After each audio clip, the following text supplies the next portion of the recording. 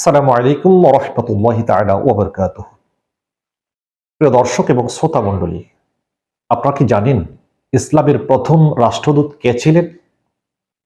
আসুন আজকে আমরা ইসলামের প্রথম রাষ্ট্রদূত, যাকে ইংরেজিতে অ্যাম্বাসেডর বলা হয়, তার সম্পর্কে একটু জেনে নিয়ে আসি। তার আগে আমরা জানতে চেষ্টা করি অ্যাম্বাসেডর বা রাষ্ট্রদূতের কাজ কি বা তারা কারা। উইকিপিডিয়া মতে রাষ্ট্রদূত একজন উচ্চ পর্যায়ের ব্যক্তি বিশেষ, যিনি একটি দেশের পক্ষ হয়ে অন্য একটি দেশের সাথে বা সরকারের সাথে বা আন্তর্জাতিক কোনো সংস্থার সাথে কূটনৈতিক কার্যাদি সম্পন্ন করে থাকেন। অর্থাৎ রাষ্ট্রদূত হচ্ছে একটা দেশের রাষ্ট্রীয় প্রতিনিধি, যিনি অন্য দেশে গিয়ে এই দেশের বিভিন্ন রাষ্ট্রীয় কার্যাদি সম্পন্ন করে থাকেন, যোগাযোগ রক্ষা করে থাকেন, কূটনৈতিক সম্পর্ক বজায় রাখার চেষ্টা করেন। তো আমরা জানি রাসূল করিম সাল্লাল্লাহু তাআলা আলাইহি ওয়াসাল্লাম মক্কায় মুআজ্জামায় জন্মগ্রহণ করেছেন এবং তার প্রিয় মাতৃভূমিতে তিনি ইসলামের দাওয়াত দিতে শুরু করেছিলেন।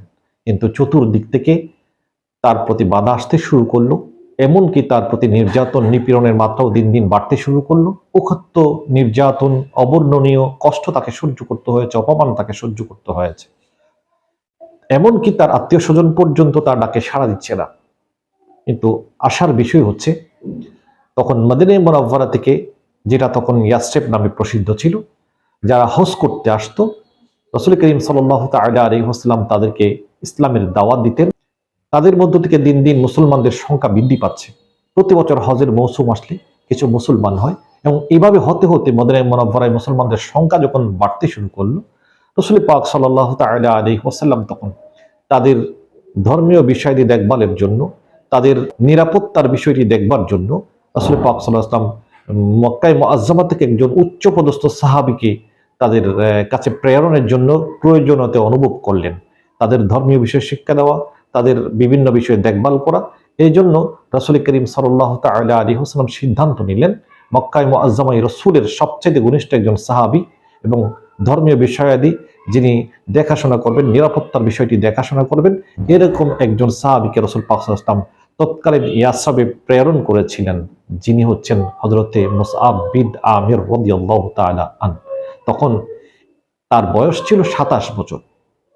একজন যুবক বয়সের মুসআব বিন আমির রাদিয়াল্লাহু তাআলা আনহুকে রাসূল করিম সাল্লাল্লাহু তাআলা আলাইহি ওয়াসাল্লাম মদিনায়ে মুনাওয়ারায় মুসলমানদের দেখাশোনার জন্য, ধর্মীয় বিষয়াদি শিক্ষার জন্য এবং তাদের তত্ত্বাবধায়ক হিসেবে তিনি তখন প্রেরণ করিয়েছিলেন।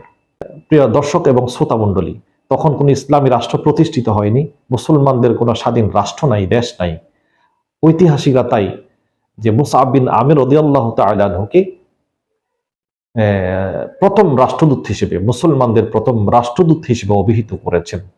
তিনি হিজরতের ১ বছর আগে, অর্থাৎ রাসূল পাক সাল্লাল্লাহু আলাইহি ওয়াসাল্লাম মক্কায় মুআজ্জামা থেকে মদিনায় যাওয়ার ১ বছর আগে মুসআব বিন আমির রাদিয়াল্লাহু তাআলা মদিনায় তত্ত্বাবধায়ক হিসেবে প্রথম যোগদান করে এবং যাকে ঐতিহাসিক মুসলিমরা রাষ্ট্রদূত হিসেবে স্বীকৃতি দিয়েছেন বা অভিহিত করেছেন।